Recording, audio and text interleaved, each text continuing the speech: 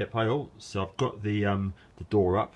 Definitely say an issue with potentially being sort of stuck down for 10 years. So the latches, once I sort of give it a good old wiggle, sort of a lot of spray of WD-40, etc.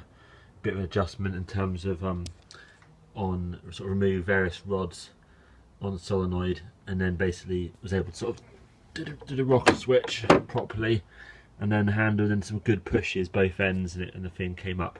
But I had to like yank the door up, thinking that maybe it was broke, maybe it was because it's been down for so long, that might be an issue, so I'm just focusing. But I've noticed that this rod is loose, and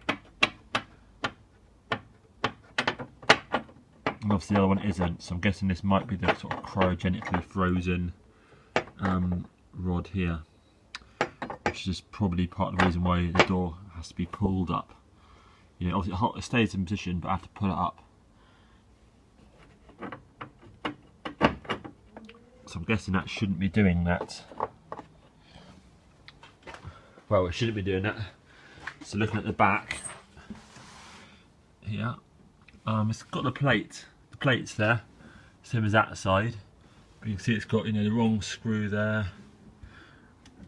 And so yeah, so I guess I need to find out, yeah, from you guys on the internet, from the DeLorean page, you know, what potentially might be wrong if someone's, you know, removed this plastic trim.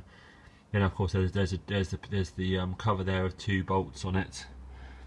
If it's a case of, you know, you have to pull it off, tighten up something, put it back on again, that kind of gist, or if something's maybe missing. But yeah, I'm not sure, of course. But